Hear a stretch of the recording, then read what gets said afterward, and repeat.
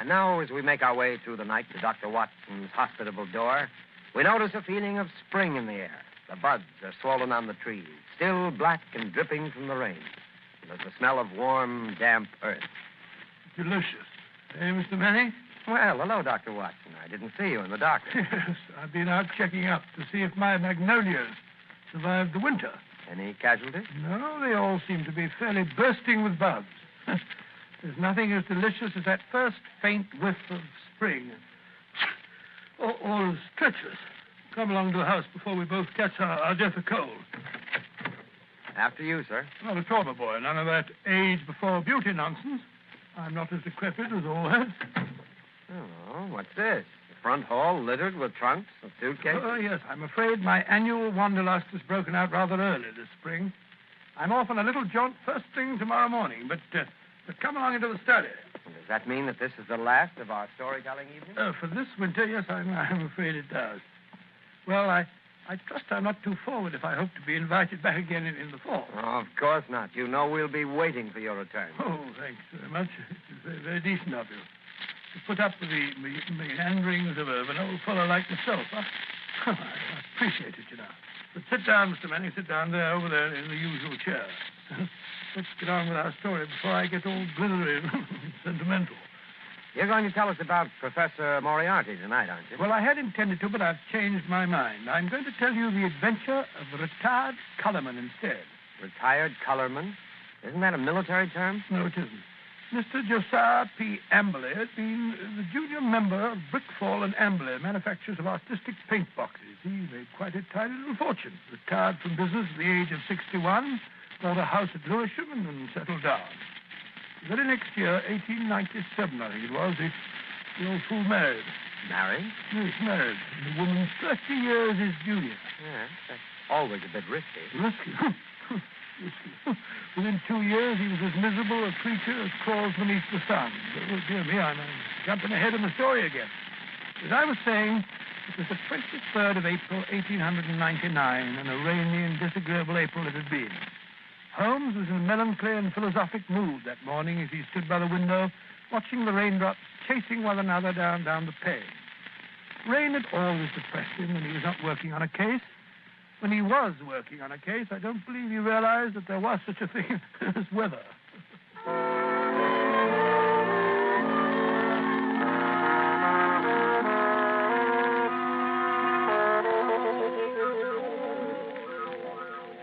Look at that beastly rain. Hasn't stopped for 3 days. Might as well be another flood. Though heaven only knows what transgressions could have brought it on. That's been a really first-class crime for months. Oh, cheer up, Holmes, cheer up. It's probably good for the crops or something. A shortage in crime? No. The rain, of course, probably makes the little buds sprout and the little shoots shoot. Oh, don't be so blasted optimistic. More likely rotting all the seed that's already been planted. Rain, where the deuce does it all come from? This confounded English climate. Why any man with half a brain stays on this rain-soaked, mist-bound island is beyond me. Oh, I doubt if the men have anything to do with it. It's the ladies, God bless them. This climate gives them perfect complexions, and with so many lovely creatures about, what Englishman would think of quitting the country? So much beauty, such exquisite... Oh, rubbish, Watson, rubbish. The spring has given you a temporary softening of the brain. I regret to say it seems to have that effect on most impressionable males. Impressionable nonsense. When a woman's concerned in one of your cases, you never even notice whether she's 16 or 60, and then you don't care whether she's got a well-turned ankle or whether she's flat-footed. Oh, why should I? Holmes, there are times when I think you're a cold-blooded fish. Possibly, Watson, possibly. Why do you suppose the fool doesn't show up? What fool? Josiah P. Amberley. Oh, is he one of your clients? Oh, I suppose I may call him so. He's been sent to me by Scotland Yard. Oh, by Scotland Yard. Quite. By Lestrade, to be exact. You must consider the case fairly hopeless if Lestrade hands the matter over to me of his own accord. Look, Holmes, there's a cab drawing up in front of our front door. He must be your client, Mr. Amberley. Yeah. Strange-looking individual, eh, Watson? He's quite an old fellow. Looks literally bowed down with care. Ah, but no weakling. Look at those shoulders and that chest. The framework of a giant. He's arguing with the cab driver about the fare. Huh. Watches the pennies, eh? I must say I don't like his face. So fierce and eager, and the way those snaky locks of grizzled hair stick out from under his hat. I wonder what he's worrying. What's worrying Mr. Amberley? Willing to bet it has nothing to do with money. I imagine nothing else could upset him to any great extent. Nonsense, Holmes. You always look on the base side of human nature. Here he is now. Come in, come in. Which of you is Sherlock Holmes? I am. This is my friend, Dr. Watson. How are you? I'm a broken man. He's robbed me, the swine. Taken everything I had in the world. I thought he was my friend, and he took everything. Right from under my nose. In my own house.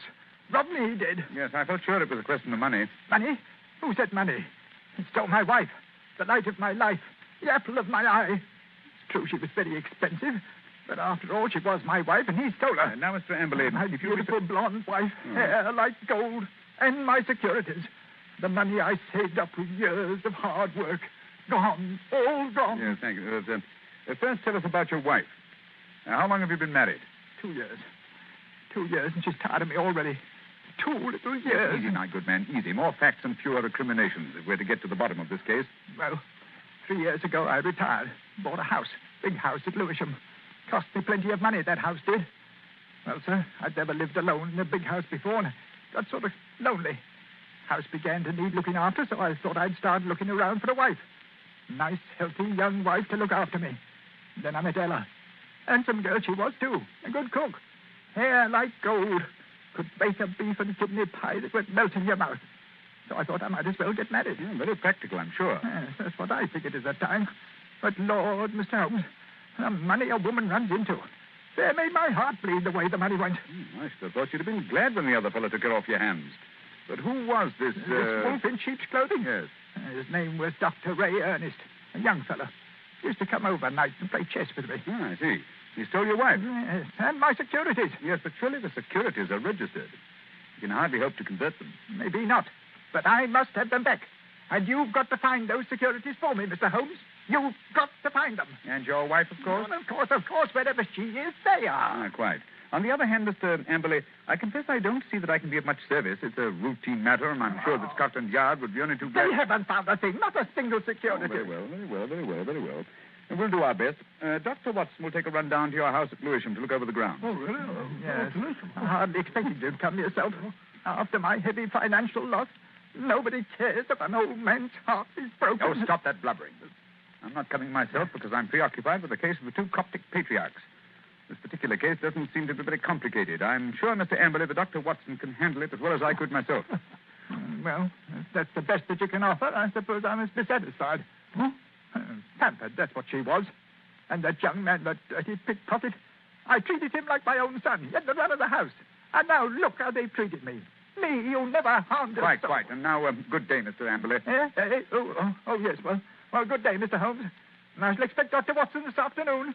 You have my address, I believe. Oh, the ingratitude, the rank ingratitude of it all. I must say, Holmes, I like the way you've shoved all this off onto my shoulders. Coptic patriarchs, indeed. You just don't want to go. Right, Watson, right, the very first time. You've been begging for a case all to yourself for months. Well, here it is. Yes, and a nice case you've given me, I must say. That old skinflint. Oh, my daughter, oh, my ducats, eh? With the emphasis on the ducats, if I'm not mistaken.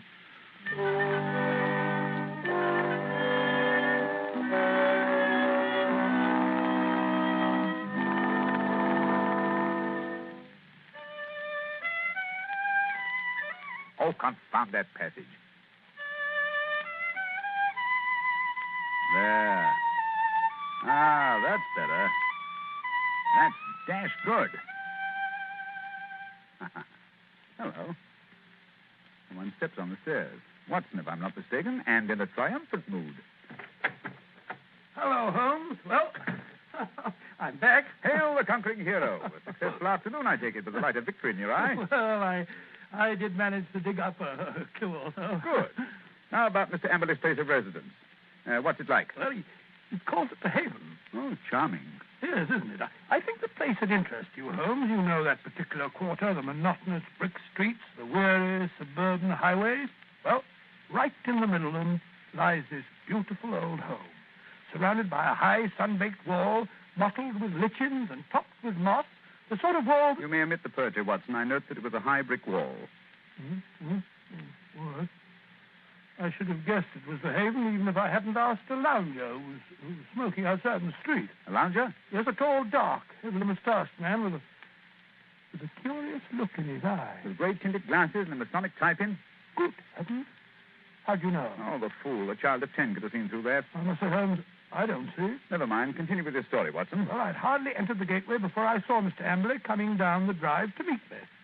He began at once, pouring out his grievances. We walked back to the house together. And, Well, once inside the wall, I must say, I've never seen a place worse kept. Garden running to weeds and in a dreadful neglect. The house, too, was slatternly to the last degree. It just goes to show what happens to a place when there's no womanly hand about to keep it in order. yes, but, Mrs. Amberley's only been missing a few days. Hardly time for so much disintegration to take place. Must have set in before she left. Oh, possibly. At any rate, Mr. Amberley seemed to be ashamed of it. He was doing his best to remedy it, though I must admit that his efforts looked a trifle ineffectual.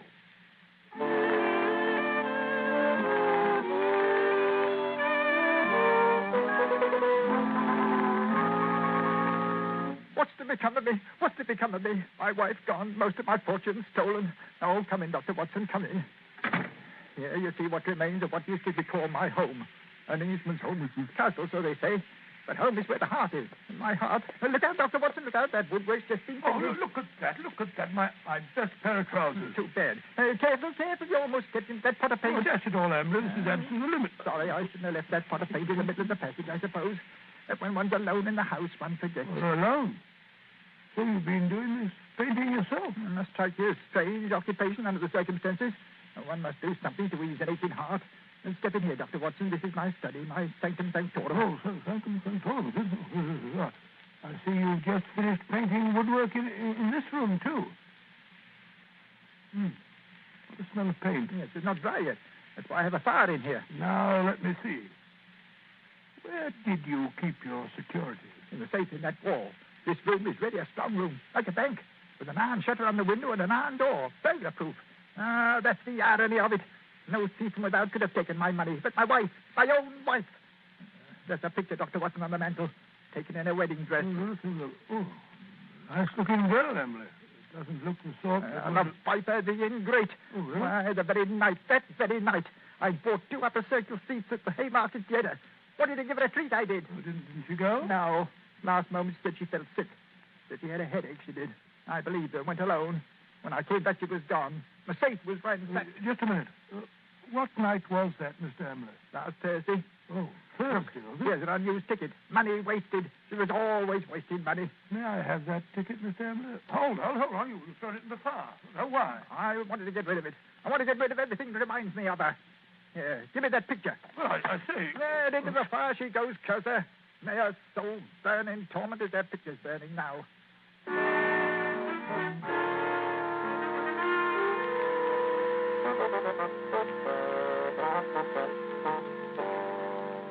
Unpleasant fellow, eh, Watson? This case begins to look more somber than I suspected. If you could only have brought me that ticket, Watson. Oh, I did my best, Holmes. I may not have the ticket itself, but I did notice the number of the seat. Oh, bravo, Watson. How did you happen to remember it? Well, as a matter of fact, it was my place in form at school, 31. See from the bottom. And so it stuck in my head. Splendid, old fellow. Then Amberley's seat must have been 30 or 32. Hear me now. Who can that be? Well, whoever it is, he's dashed impatient. Oh, yes. Here he comes up the stairs, fairly running. Come in. Well, bless my soul if it isn't our old friend, our good friend, Mr. Amberley. What's up? A telegram, Mr. Holmes. I can't make anything of it. Here, see for yourself. Uh-huh. Come at once without fail. Yes. Can give you information as to your recent lost find, Elman, Yes, at Elman. Vicarage. Dispatched at 2:10 from Little Purlington. Little Purlington in Essex, I believe, not far from Frinton. You will start at once, of course. Watson, look up the train. It's probably a hoax.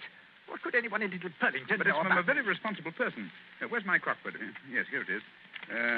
We'll look up this minister of the gospel. Elman. Here it is. Here, J.C. Elman, M.A., living of Mossmore, come Little Purlington. Yes, but I still don't... Surely, Mr. Amberley, you want to find your wife and your lost securities. Of course. But think of the waste of time and money. Here we are. Here's the train from Liverpool Street at 5:20. Yes, you just have time. Mr. Amberley, you go downstairs and hail a cab. I'll help Dr. Watson throw a few things in the bag. You think I need Dr. Watson? Perhaps I'd better go alone. Oh, no. It may be a trap for all we know. I don't think I shall go. Mr. Amberley, it would make the worst possible impression on both the police and on myself if you refused to follow up so obvious a clue. We should feel that you are not in earnest about this investigation. Very well, I'll go. Perhaps you'd better go with him, Holmes. What?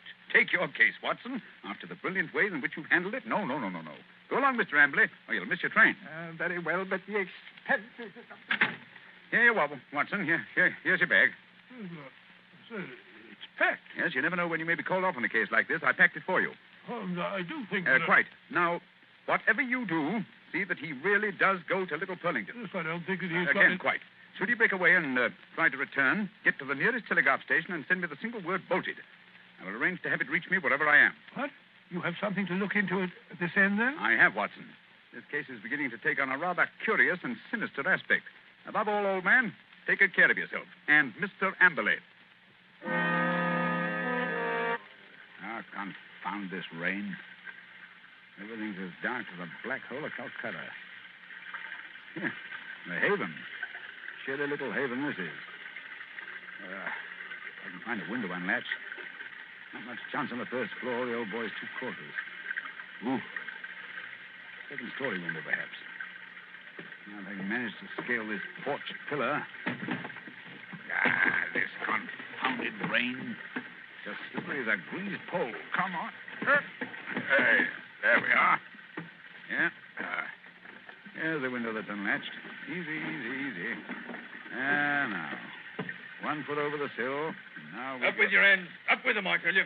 Thought I wouldn't see you prowling around down below, eh? Well, I've caught you red-handed.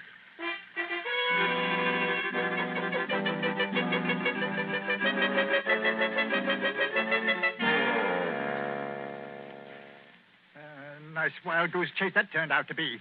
That friend of yours, Sherlock Holmes, is a fool. I'm sure, Mr. Amberley, if you'll call and see him, he can explain. Explain nothing. That vicar had never seen that telegram before. The way he treated us. You might have thought we were suspicious characters. Then missing the last train and having to sit up all night in the confounded station with the rain dripping through the roof. Well, we could have gone to an hotel. Gone to an hotel? That costs money. Gone to an hotel, indeed. Here's your house, Mr. Amberley. I think I'll go along home now and get some breakfast. You will not. I'm going to come into the house and see if everything's all... I look up there. The window over the porch. It's opened. Perhaps you left it like that yourself. Rubbish. I tell you, I don't like the looks of this. Where's my key? Here it is. We'll soon find out. I say, it's gloomy, isn't it? Look. Someone's been here right enough. Footprints on the fresh paint. I'll find them if I have to tear the place apart. No need for that, Mr. Amberley. We're here waiting for you in the study. Holmes! Good heavens, what a start you gave. How did you get in here? Dived in through the an upstairs window. That's burglary, young man. Yes. Burglary has always been an alternate profession, had I cared to adopt it. I'll admit I was glad I hadn't when I walked into Inspector Lestrade's gun last night. He thought I was a burglar, too. But come, we're keeping him waiting. He's in the library. Here they are, Lestrade. I told you we could expect them back before 10. No, but look here, that's not Lestrade. That's the man I saw loitering in front of the gate yesterday afternoon. The fellow with the black moustache and the glasses. Yes, that's right, Dr. Watson. Yes. Lestrade fondly imagines that's a disguise. Oh, now, look here, no. It's as obvious to anyone who takes the trouble. Look here, I've had enough of this. I won't have 2 busybodies prowling around my house in the middle of the night. And what's more, Mr. Sherlock Holmes, I suspect you sent that telegram yourself. Very clever of you, Mr. Amberley, very clever. You looked a trifle pale. I thought a night in the country might do you good. Enough of that. What kind of a fool do you take me for? I have you put behind the bars, all of you. Oh, surely not Inspector Lestrade. Why, he's from Scotland Yard. I don't care if it's from the House of Lords. Yeah, none of that. You're all disgraced, publicly disgraced. Breaking into my house in the middle of the night. Oh, I'll get you for that. What were you doing in here last night? Answer me that. Looking for the bodies. What? Looking for the bodies. The bodies of your wife and Dr. Ernest. What have you done with them? How dare you? You murdered them in this room. We have ample proof. Why, Stop him, Watson. Stop him. He's got a capsule in his hand. It's poison. He's going to swallow it. No. Come on, Spit get that out. Spit it out, or I'll choke No you. shortcut, Mr. Amberley, if you please. Everything decently and in its proper place. Take him away, Lestrade. Right, come along now. No more monkey business. I won't put up with that. All right, come. Phew. What a scene. So that old brute Amberley's a murderer, eh? How did you find it out? Well, the first clue was the theater ticket, which you didn't use. We found that out. Oh, that destroyed his alibi. Yes, the theater people assured us that there had been 2 empty seats, not just one. The second clue was the smell of fresh paint. What was he trying to hide by that? Yes, what? Gas. He asphyxiated his wife and Dr. Ernst in this room. Good heavens. His strong room, which was as near airtight as anything could humanly possibly Yes, be. but how? Well, that's what I wanted to find out. That's what I was looking for when I broke into the house last night. And what did you find? Look here. Notice the gas pipe along the skirting here? It rises in the wall, in the angle there, and ends in that plaster rose in the center of the ceiling where it's concealed by that ornamentation. The end's wide open. How horrible. Yes, and look here. Look, near the floor. What do you make out? 2 words written on the wall. Then a scroll. We were. What does that mean? The poor devil was trying to write, "We were murdered." I can see the whole ghastly scene. It was last Thursday night. Amberley had lured his wife and Dr. Ernest into this room.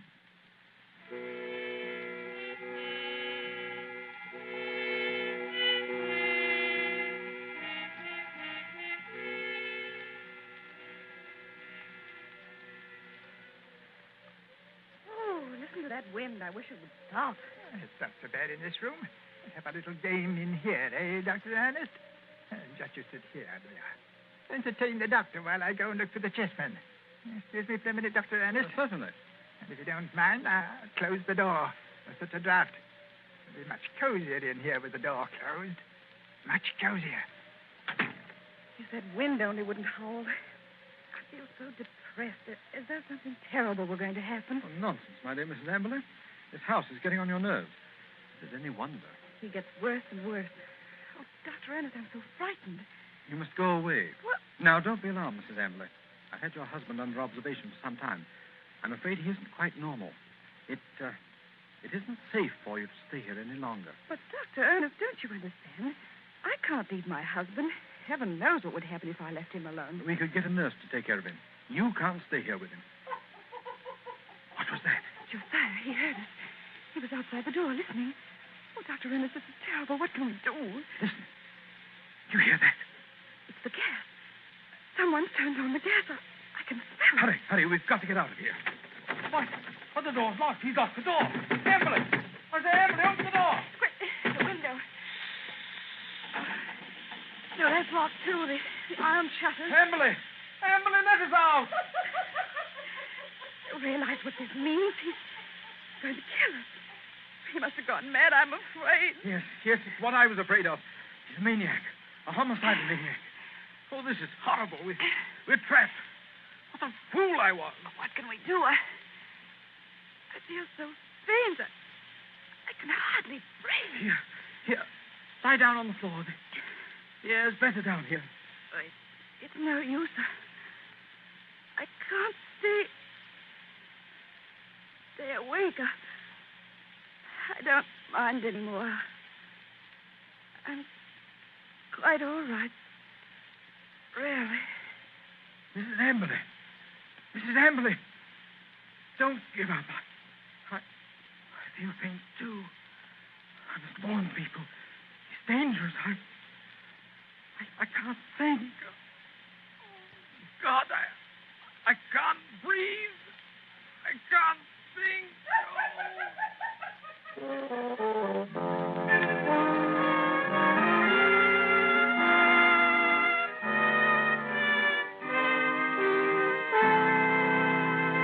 What a tragic story, Dr. Watson. And was Mr. Amberley insane? They decided he was. He ended his days in an asylum. Did they ever find the bodies? Yes, at the bottom of an old well, the opening of which had been cleverly concealed by a dog kennel. I see. And